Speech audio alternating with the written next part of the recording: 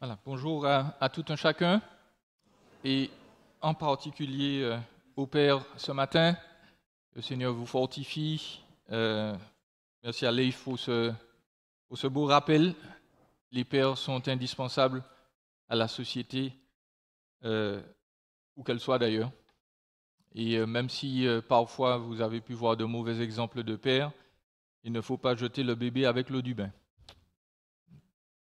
On a besoin des pères. Vous avez les salutations de l'église, l'autre église du plateau, l'église du plateau Fofo en Martinique. Les responsables vous transmettent le bonjour. Et puis, Claude François l'a bien dit, j'ai un peu noirci, donc on a profité un peu des vacances. Je veux remercier tous ceux qui ont prié pour mon père aussi, puisque sa santé n'était pas au beau fixe. Et là, ça va beaucoup mieux, donc le Seigneur a entendu vos prières. Merci d'avoir pensé à nous. Le 28 juin 1914, l'empereur Franz ou François Ferdinand et son épouse Sophie étaient en visite dans une ville et ils ont été assassinés par un homme qui s'appelait Gavrilo Princip, qui était un étudiant serbe. Pour vous expliquer, en fait, l'empereur était en visite en Europe et il y avait un groupe de terroristes qui avait décidé de l'assassiner. Et donc, ils avaient prévu un premier groupe de personnes ou un groupe de personnes qui jetterait une bombe dans sa voiture parce que la voiture n'avait pas de toit. C'était une voiture ouverte, tu faisais coucou à la foule. Et donc, il y avait un premier groupe qui était supposé jeter une bombe dans la voiture, sauf que quand le terroriste a jeté sa bombe, il a mal calculé son coup et la bombe a rebondi sur je ne sais pas quoi. Et puis en fait, elle a explosé à côté des soldats qui étaient là accompagnant le véhicule. Il y en a quelques-uns qui sont morts et puis il y en a au moins 2 qui ont été envoyés à l'hôpital. L'empereur, dit-on, a reçu une giclée de sang qui n'était pas le sien. Il était choqué, il n'entendait plus très bien. On l'a emmené en lieu sûr et on lui disait, écoute, bon, tu vas te calmer un peu, visiblement on veut te tuer. Sauf que l'empereur a dit, non, je ne veux pas me cacher. Je vais aller visiter les soldats qui ont été blessés par cet attentat. Et il est parti une nouvelle fois avec son véhicule, accompagné d'autres soldats. Et hélas, au lieu de tourner à gauche à un moment, le conducteur a tourné à droite. Et l'empereur s'est arrêté dans une rue. Et comme par hasard, à cette rue-là, il y avait l'un des membres des terroristes qui voulait se trouver là sur le chemin du retour de l'empereur et qui a saisi son fusil et bam, il a tiré une fois, il a tué l'empereur et bam, il a tiré sa femme, il a tué sa femme. L'empereur est mort et ça faisait pas de bon sens du tout parce qu'il aurait dû rester caché et il a dit non. Et donc ça a choqué tout le monde. Sauf que, en plus du décès d'un homme et de sa femme, cet homme était un empereur, responsable de pays. Et suite à cela, la Russie a décidé de s'associer avec 2 ou 3 de ses alliés et ils ont déclenché la Première Guerre mondiale. 40 millions de morts.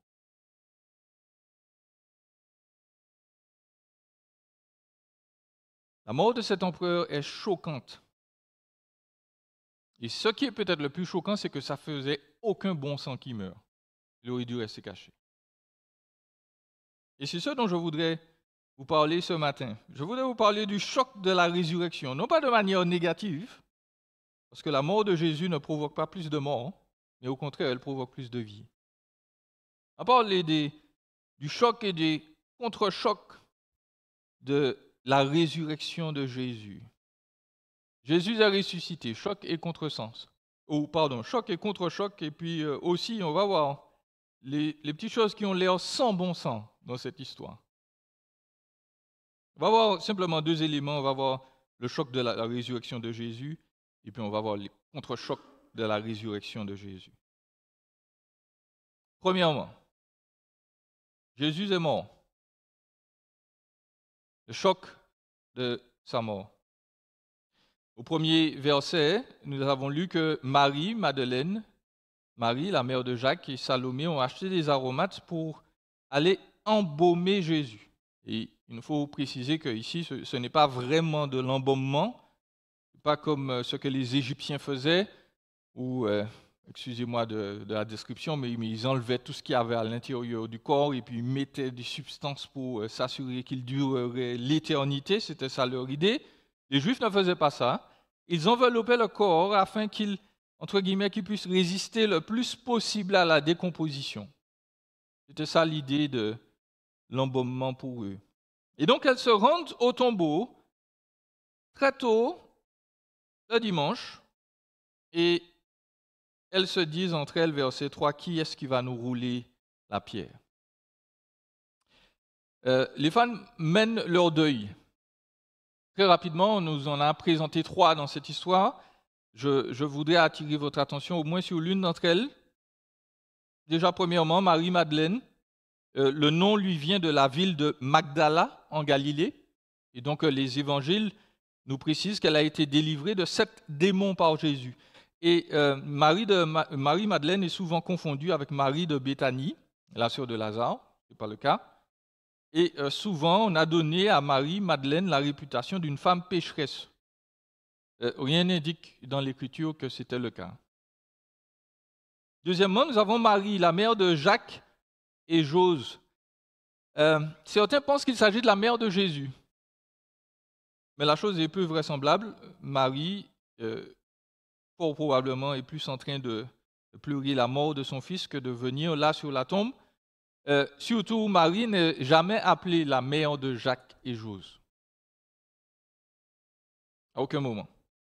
En fait, si on compare avec d'autres évangiles, dans Jean 19, verset 25, vous pourrez lire que Marie, la mère de Jacques et Jose, est probablement la femme de Clopas, qui était un autre disciple, et peut-être la mère de l'autre Jacques parmi les apôtres. Il y a beaucoup d'incertitudes sur elle. La seule chose qu'on sait, c'est que ce n'est pas la mère de Jésus qui est venue. J'attire votre attention, comme je l'ai dit, sur la dernière femme qui est nommée là. On l'appelle Salomé. Salomé. Jean 19, 25 nous rapporte que quand Jésus a été crucifié, vous le savez sans doute, il y avait plusieurs femmes au pied de la croix. Et on a parlé, ou Jean a mentionné les 2 Maries là, Marie, la mère de Jacques, Marie-Madeleine, ok, les a citées. Mais au lieu de parler de Salomé, Jean nous dit qu'à côté de ces 2 femmes, il y avait la mère de Jésus et la sœur de la mère de Jésus. La tante de Jésus était présente. Matthieu, au chapitre 27, verset 56, nous mentionne aussi 3 femmes. Il précise qu'il y a la mère Marie de Magdala, la Marie, la mère de Jacques, et la mère de Jacques et Jean. Tout cela compilé pour faire court, Salomé est visiblement la sœur de Marie, la mère de Jésus. Et pourquoi c'est intéressant? Parce que Jean donc nous a précisé, ou Matthieu nous a précisé que Salomé c'est la mère de Jacques et Jean. Autrement dit, Jésus c'est le cousin de l'apôtre Jean et le cousin de l'apôtre Jacques. Donc, parmi les apôtres, il y avait quand même une affaire de famille. D'autant que Jacques, le frère de Jésus, est devenu responsable de l'église de Jérusalem. Mais bref, Salomé, la sœur de Marie, est présente. Et ces 3 femmes, donc, se livrent à un rituel important. Et je voudrais préciser une chose. Elles ont, premièrement, une intention louable, mais inutile. Et puis, deuxièmement, elles ont une intention louable, mais pas réfléchie. Pourquoi je vous dis ça? Parce que les femmes veulent embaumer, ou plutôt oindre Jésus avec des épices. Or, vous pourrez le relire dans l'Évangile selon Jean, hein.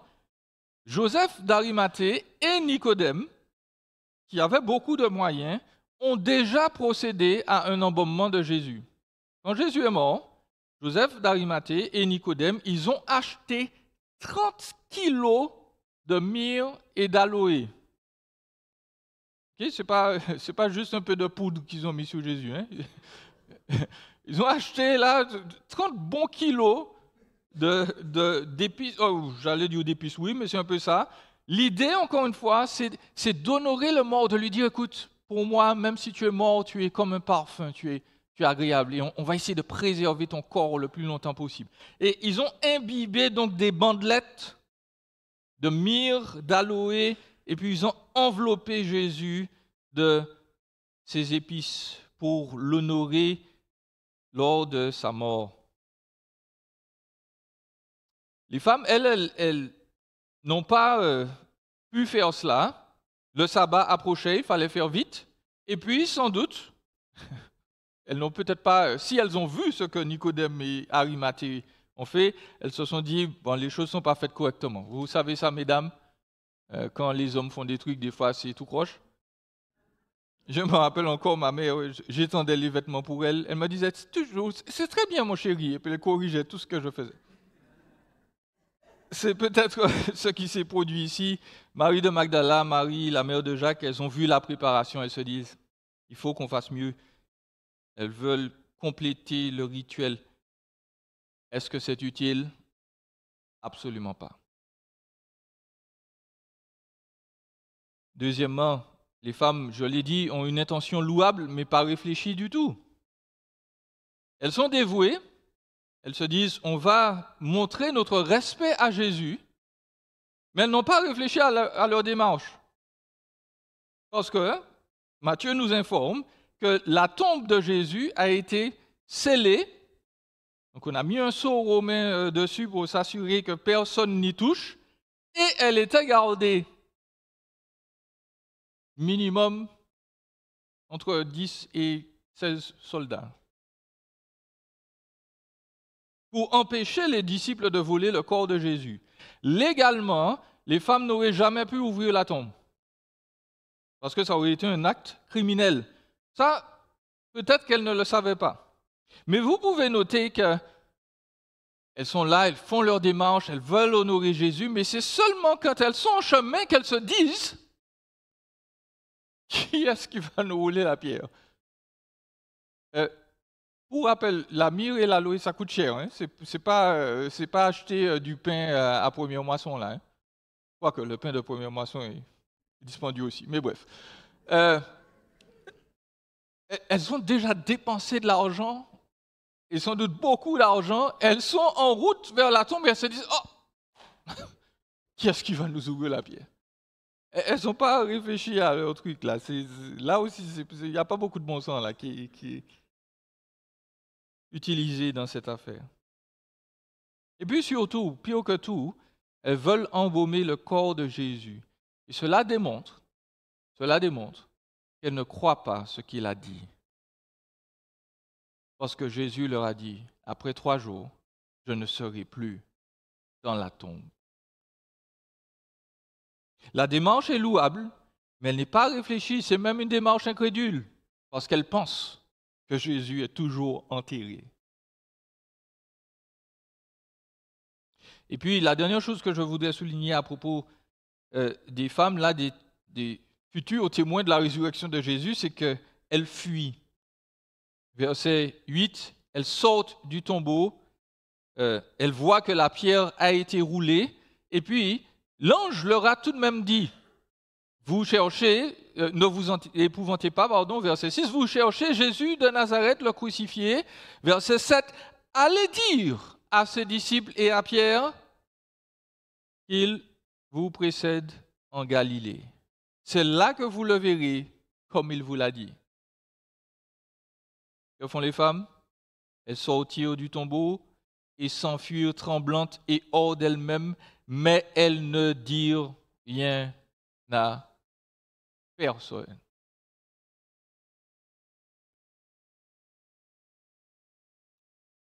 Elles sont entrées dans la tombe. Elles ont vu un ange ou plusieurs, et là je dois interjecter une petite chose. Certains vont vous dire que, vous savez, vous croyez dans la Bible, mais la Bible raconte n'importe quoi. Parce que les évangélistes n'arrivent pas à s'accorder. Matthieu nous donne une version, Marc nous en donne une autre. Jean nous dit que Jésus a vu Marie, alors que là on nous dit, mais non, elles n'ont pas vu Jésus du tout. Chers amis, nous devons comprendre que quand un écrivain écrit, il a une idée en tête, il a une ligne littéraire. Et la ligne de Matthieu, ce n'est pas celle de Marc. Et ce n'est pas pour cela qu'ils disent n'importe quoi ou qu'ils se contredisent. Ils sont en train de mettre l'accent sur différents événements. C'est pour ça que les évangiles nous donnent des indices ou des détails qu'il faut harmoniser, qu'il faut remettre ensemble. Par exemple, certains évangiles vont vous dire que les femmes ont vu 2 anges. Là, Marc vous dit qu'il n'y en a eu qu'un seul. Donc, les contradicteurs vont vous dire, vous voyez, la Bible ne sait pas ce qu'elle raconte. Mais j'ai envie de vous dire, si vous avez 2 anges, vous en avez forcément un.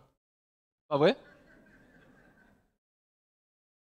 Je sais, ça va sembler bête pour certains, mais voilà. Là, Marc, il se centre sur celui qui parle des anges. Il n'a jamais dit qu'il n'y avait pas d'autres anges. Il nous dit, un ange leur a parlé, elles en ont vu un qui leur a dit la bonne nouvelle. Luc nous dit, ben voilà, elles ont vu 2 anges. Jean s'adresse à la suite du récit. Les femmes se sont enfuies et on sait en fait qu'elles ne sont pas restées silencieuses longtemps parce qu'elles sont allées voir les disciples pour leur dire quoi? Leur dire quelqu'un a volé le corps de Jésus. Pas que Jésus est ressuscité. Quelqu'un a volé son corps. Donc les évangélistes se focus ou se concentrent sur différents aspects. Et il ne faut pas penser que la Bible se contredit. Mais notez, les femmes sont choquées parce que Jésus, qui était mort, n'est plus dans la tombe. Et elles sont désespérées, elles sont choquées, et pour elles, tout ça, cela n'a aucun bon sens. Je voudrais faire déjà une première application. Notre dévotion est-elle réfléchie?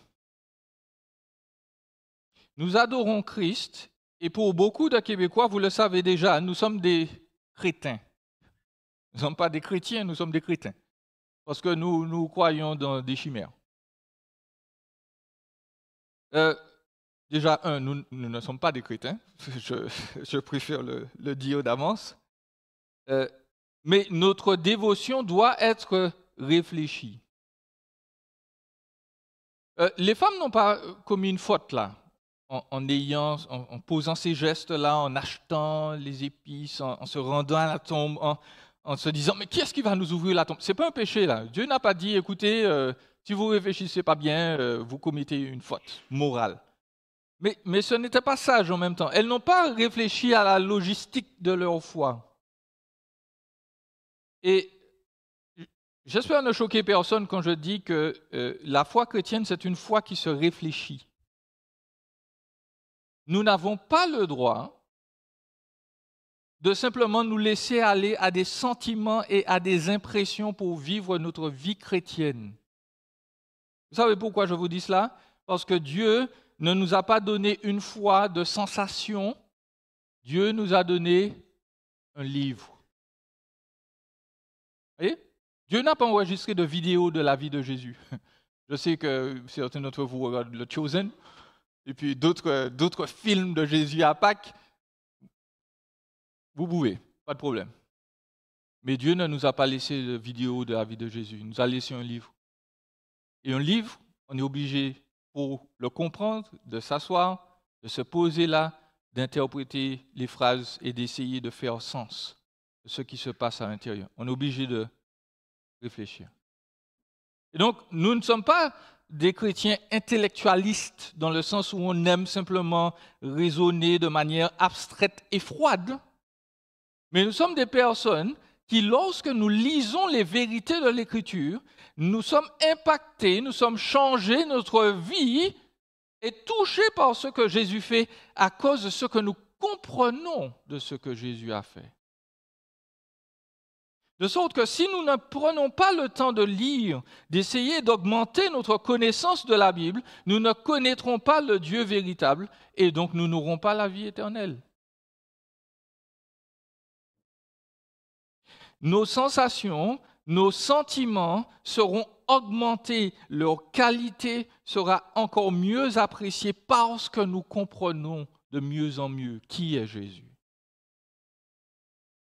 Plus nous comprenons qui est Jésus, plus nous comprenons qui nous sommes, plus, premièrement, nous sommes humiliés et abaissés quand nous nous considérons nous-mêmes. Notre orgueil n'augmente pas. Plus on se connaît, moins on est orgueilleux, n'est-ce pas? Notre orgueil diminue, mais notre amour pour Jésus augmente en flèche. Parce qu'on se dit, mais comment Jésus a fait pour aimer quelqu'un comme moi? Notre dévotion, elle doit être réfléchie. Est-ce que nous prenons en considération les détails? Est-ce que nous consultons des personnes sages avant d'agir? Ou bien est-ce que nous sommes impulsifs? Parce que, contrairement à ce que les femmes ont fait dans certains cas, ça peut nous mener à des catastrophes, pas simplement à des dépenses financières excessives. Ça peut ruiner des vies. Mes amis, il y a des témoignages de personnes sur l'Internet à qui on a dit, Dieu m'a dit de te dire que tu dois épouser cet homme-là. Et la pauvre jeune fille, elle a écouté ça parce qu'on lui a dit, écoute, c'est le prophète de Dieu, il t'a dit que tu dois épouser. Sauf que cet homme-là a plusieurs fois tenté de la tuer. Il se disait chrétien.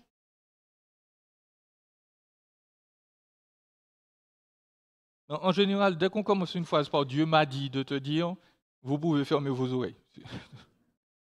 Mais bref, c'est catastrophique. Quand on ne lit pas, quand on ne réfléchit pas.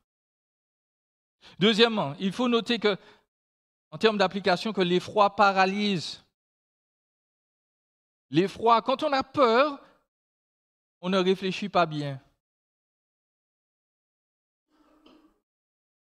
Laissez-moi vous donner un exemple personnel. Je suis retourné en Martinique, donc j'étais bien content. Et puis, j'ai dû laver un peu de linge. Et j'ai oublié la nuit les crapauds. Les crapauds antillais, les gros machins là, qui vous regardent, ils sont laids, ils sont marrons, ils ont de gros yeux, ils restent fixes, ils vous regardent comme ça, ils ne bougent pas. Et je n'aime pas les crapauds. Donc moi, je sors, je vais tranquillement à la buanderie pour étendre mon linge, j'allume une idée me dit, allume la lumière, Joëlie. J'ai allumé la lumière devant moi. Un crapaud, j'ai failli lui marcher dessus. Heureusement, une n'était pas là et elle n'est toujours pas là. Donc, je peux vous raconter ça sans qu'elle se moque de moi. Donc, je fais un grand détour pour éviter mon crapaud, pour revenir. Parce que je ne veux pas que le truc me saute dessus. Quand on a peur, on est paralysé. On ne fait pas les bons choix. La peur, Dieu la comprend. Mais la peur peut très facilement devenir désobéissance. Parce que l'ange a donné 2 ordres aux femmes. Ce n'était pas des conseils. L'ange a dit aux femmes, allez les voir et dites-leur que je suis ressuscité, je vous donne rendez-vous en Galilée. Qu'est-ce que les femmes font? Elles ont peur. Elles ne disent rien. Et ça, c'est problématique.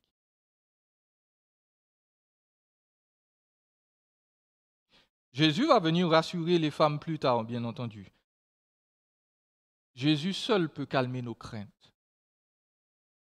Ce n'est pas simplement en respirant bien, en ayant un bon plan dans la tête qu'on est calmé. On est calmé quand on réalise que Jésus seul détient l'autorité et le pouvoir sur nos vies.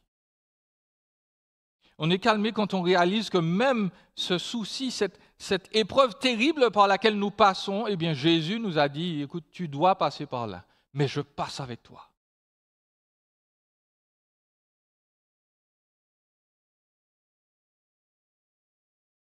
Nous devons apprendre à ne pas agir impulsivement. Quand nous avons peur, oui, respirons bien fort.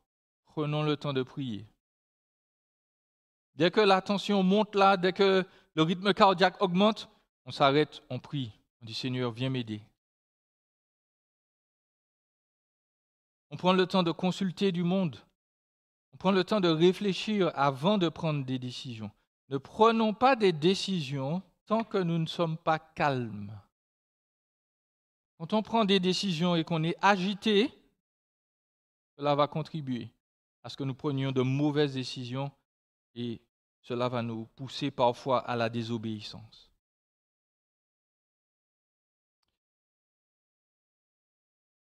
Nous devons passer à la deuxième partie. Nous devons parler des contre-chocs de la résurrection de Jésus. Les contre-chocs de la résurrection de Jésus. Je vais souligner ici deux éléments, versets 5 à 8 et un peu des suivants. Jésus est ressuscité et la résurrection va impacter nos vies. Jésus est ressuscité. L'ange a dit aux femmes, vous cherchez Jésus de Nazareth, le crucifié. Il commence par là. Parce que pour avoir la résurrection, il faut la mort auparavant.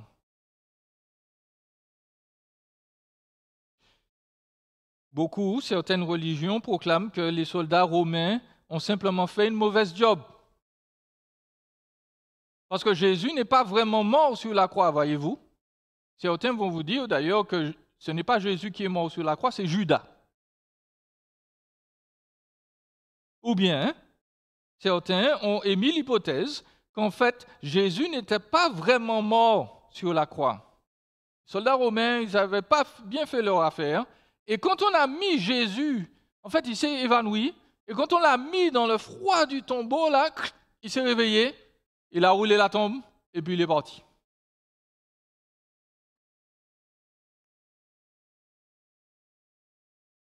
Très respectueusement, c'est du n'importe quoi. Pour rappel, les soldats romains sont des machines à tuer. Le service militaire à Rome durait 25 ans, mes amis.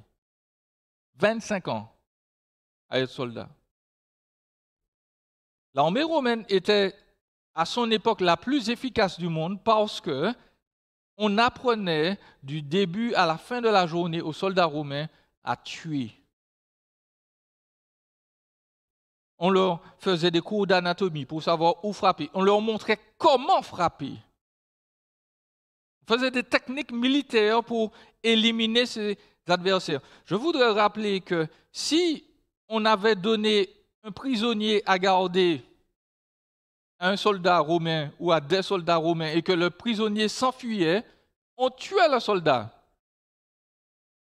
L'échec était équivalent à la mort. Si vous aviez échoué dans votre mission, on vous tuait. Les soldats romains étaient des machines à tuer. Et Jésus, hélas pour lui, et heureusement pour nous, a reçu un traitement royal. Parce qu'on lui a donné des coups. On lui a donné des coups de poing. On lui a donné des soufflets. On lui a donné des coups de fouet. Les fouets romains étaient mélangés avec des épines, avec des morceaux de plomb, pour être sûr qu'on écrasait la chair et qu'on la coupait. Jésus a reçu des épines de plusieurs centimètres dans le front.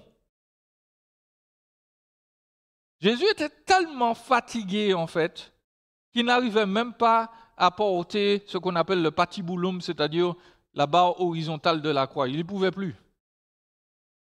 Il n'avait pas dormi.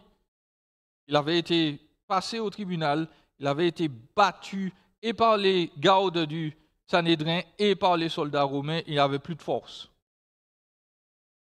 Jésus a été crucifié pendant plusieurs heures.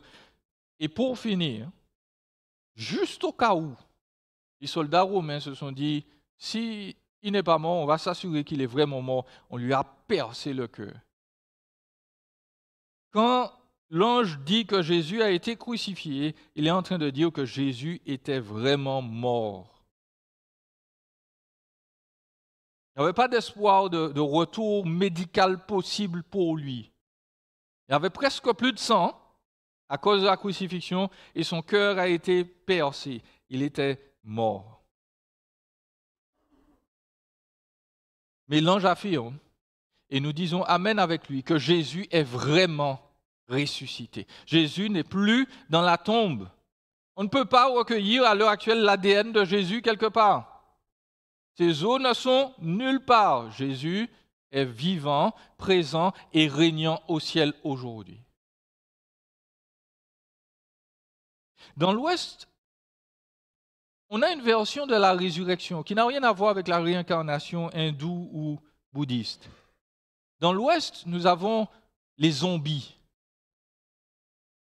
Vous connaissez les zombies? Les zombies sont la nouvelle coqueluche des méchants. Ce sont des êtres humains qui sont morts, mais nous dit-on dans tous les films et vidéos aujourd'hui, qui ont été ressuscités par une bactérie. Une bactérie qui les rend vivants.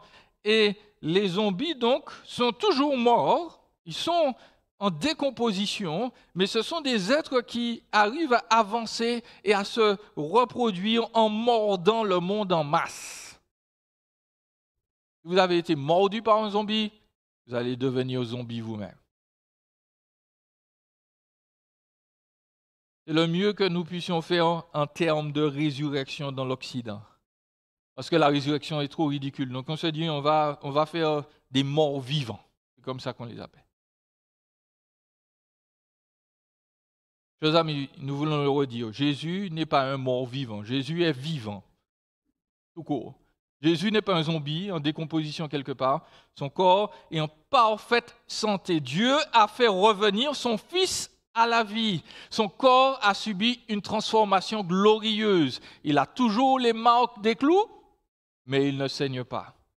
Les disciples sont enfermés quelque part. Jésus se transporte dans le lieu et leur dit « La paix vous soit, mes amis ». Son corps est semblable, mais il est différent. Il mange, mais il peut se téléporter à volonté. Jésus est ressuscité, il attend ses disciples en Galilée. Dieu a vaincu la mort. Et ce que nous vous disons là, ce n'est pas simplement le fruit de chimères ou d'hallucinations, c'est une réalité historique. Même les adversaires de Jésus ont dû dire « La tombe est vide, il n'est pas là ». Et donc cette résurrection a des répercussions. Là, des contre-chocs. Premièrement, sur les femmes.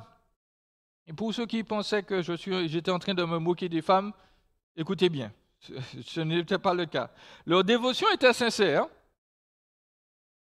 Elles n'ont pas tenu compte de certaines réalités, mais la résurrection de Jésus a eu sur elles un effet fantastique.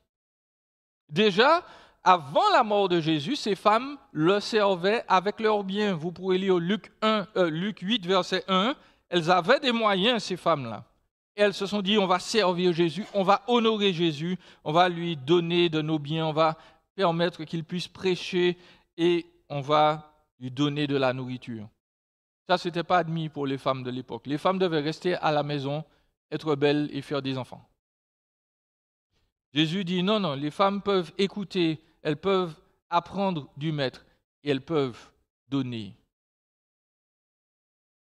Deuxièmement, vous devez noter que, on peut se dire, les femmes n'ont réfléchi à rien, etc. Où étaient les disciples? Où étaient les disciples, mes amis? Les disciples étaient cachés quelque part dans une maison, complètement barrés, la porte était fermée. Les femmes, elles sont dehors, elles se rendent sur le tombeau de Jésus. En fait, même avant ça, quand Jésus est en train d'être crucifié, où sont les disciples? Ils sont nulle part. Les femmes sont au pied de la croix. Et laissez-moi vous rappeler que Rome n'est pas sexiste. Les Romains pouvaient exécuter des hommes et des femmes. Normalement, si on dit que Jésus c'est un traître à la nation et puis on voit quelques femmes là qui sont en train de pleurer au pied de la croix, qu'est-ce que les Romains auraient dû faire? Ils auraient dû prendre les femmes et au moins les mettre en prison. Vous êtes complices. On les a laissés tranquilles. Mais elles étaient là pendant que les disciples se cachaient. Là encore, les disciples se cachent toujours, mais elles se disent, non, on va au tombeau. Juste au cas où le fait qu'elles soient présentes à la croix était un peu ambigu, elles se disent, non, on va montrer qu'on aime et qu'on sert Jésus. Elles s'affichent en tant que disciples du Maître. Elles n'ont pas peur. Troisièmement, les femmes sont les premières évangélistes ou missionnaires après la résurrection. Elles étaient terrifiées au début, elles n'ont rien dit au début. Mais les autres évangélistes nous disent qu'elles n'ont pas pu garder le silence. Elles sont ensuite allées dire aux disciples, écoutez, nous avons vu Jésus, il nous a rencontrés en route. Marie de Magdala l'a même touché, elle s'est agrippée à lui, elle lui a dit, Seigneur, reste. Et Jésus dit, non, ne continue pas à t'agripper à moi là. Quand Jésus dit ne me touche pas à Marie, c'est ne continue pas à me tenir là, j'ai d'autres choses à faire. Je ne veux pas rester avec toi. J'ai encore une mission à accomplir. Et pour nous, donc, le fait qu'elle soit allée voir les disciples peut ne pas être important. Mais pour les gens de l'époque, c'était absolument choquant. Les théologiens nous disent que le témoignage des femmes est au même niveau que celui des esclaves et des criminels au 1er siècle. Si on doit annoncer une nouvelle importante, eh bien, on choisit un homme. Parce que les hommes sont crédibles. Les femmes ne le sont pas. Jésus, il change les choses. Il dit non, moi je veux que des femmes aillent annoncer la bonne nouvelle. Jésus va les transformer en missionnaires zélés, et puis les hommes là qui avaient peur, il va les changer en apôtres de la grâce zélés également, grâce au témoignage des femmes. Donc les femmes, Jésus les élève. Et puis, il va utiliser ces apôtres pour avoir des répercussions sur le monde entier. Du verset 9 à 22, nous avons donc un récapitulatif de ce qui se passe après la mort de Jésus. Ce récapitulatif-là nous montre les effets du changement de vie qu'apporte Jésus chez les êtres humains. Jésus transforme. Jésus chasse effectivement par son nom les démons. Jésus agit dans la vie de ses disciples et il fait en sorte que d'autres personnes soient touchées et transformées. Je voudrais faire remarquer que les versets 9 à 22 sont quand même assez particuliers. Ils ne correspondent pas du tout au style de Marc. En fait, on est quasiment certain que ce n'est pas Marc qui nous a écrit ça parce qu'il n'y a aucun là des mots qui sont utilisés dans l'Évangile. Cela ne diminue en rien la crédibilité de l'Évangile. Marc termine visiblement son livre sur une réalité choquante. Verset 8, elles sortent du tombeau, elles s'enfuient tremblantes, elles sont hors d'elles-mêmes, elles ne disent rien à personne. Pourquoi? Parce que Marc revient sur un thème qu'il a utilisé dans le livre, le thème de la surprise, de l'effroi. Pour dire aux gens, Jésus est ressuscité, est-ce que ça vous choque? Et qu'est-ce que vous allez faire avec cette nouvelle-là? Et c'est sur cette question que je dois vous laisser ce matin. Que faites-vous de la mort et de la résurrection de Jésus? Quel impact cela a-t-il sur vous? Si ça n'a rien changé, chers amis, vous êtes en train de manquer le but même, le centre même de l'univers. La raison pour laquelle les cieux et la terre existent, c'est pour Jésus, sa mort et sa résurrection. Je termine donc par quelques applications. Chers amis, les contre-coups de la résurrection de Jésus sont toujours perceptibles. Jésus est ressuscité, ce n'est pas une blague. Ça a changé la vie même de l'Occident. Nous avons au Canada, en France et dans certains autres pays la sécurité sociale. Vous savez qui est-ce qui a inventé la sécurité sociale? Les chrétiens.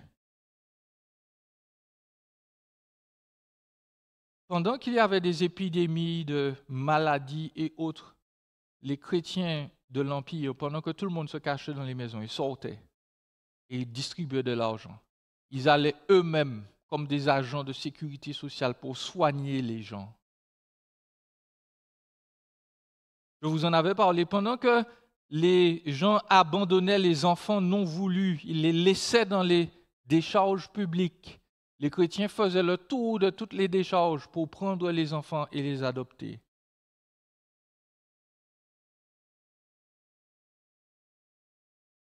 L'université, les hôpitaux, Jésus. Là encore, c'est les chrétiens qui ont pensé à ça. Donc nous ne disons pas simplement que Jésus est ressuscité, c'est une affaire de religion. Le fait que Jésus soit ressuscité impacte les sociétés humaines. Partout où l'évangile passe, la condition des femmes s'améliore, la condition des enfants s'améliore.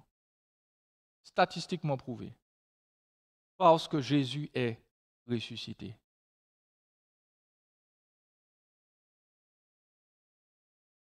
Chers amis, nous proclamons cette nouvelle. Non seulement parce que Jésus change les sociétés, mais il change les individus. Et beaucoup d'entre nous nous disent que ça ne fait pas de bon sens de croire que quelqu'un ressuscite d'entre les morts. C'est moi vous dire simplement que dans le chaos dans lequel nous vivons, que ce soit au Québec ou en France ou en Martinique,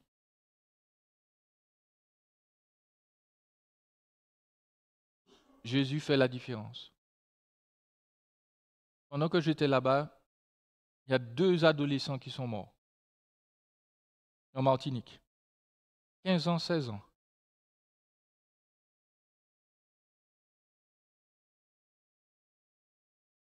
À cause de trafic de drogue, à cause de motos.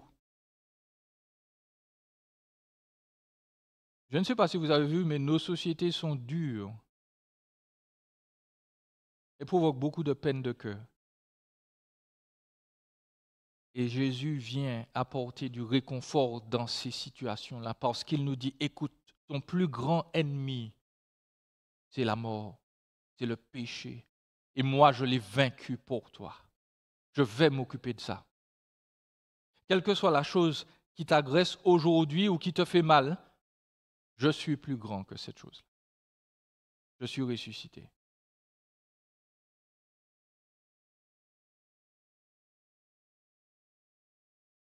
En conclusion, peut-être que certains estiment encore que tout cela ne fait aucun bon sens.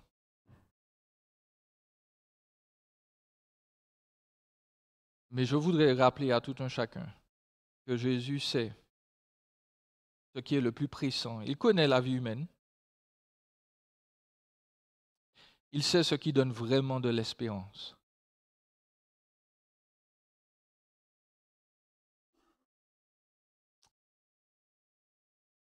Pour finir sur notre personnel, certains d'entre vous ont prié pour mon père.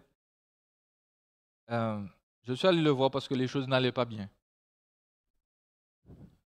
Mon père a des problèmes de santé et il avait dit à ma mère, je ne sais pas si je vais tenir jusqu'au retour de Jean-Élie.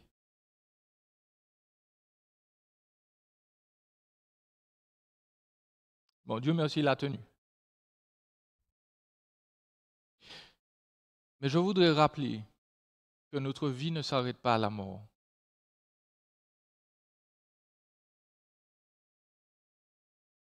Nous avons un grand rendez-vous avec Jésus, assis sur le trône. Si nous avons cru dans sa mort et dans sa résurrection, il nous garantit que nous allons passer l'éternité avec lui, débarrassés de tous nos problèmes de conscience, de toutes nos erreurs, du poids du passé. Si nous refusons de faire la paix avec lui, alors nous devons vivre dans ce monde de tourments et puis dans l'au-delà, vivre une éternité sans lui. Et ça, c'est pire que tout. Parce que jusqu'à maintenant, tous ceux qui m'ont dit que Jésus est une chimère n'ont jamais pu me donner de l'espérance. Mon père allait partir. Et je peux dire en toute honnêteté qu'à moins que Jésus revienne, il va partir.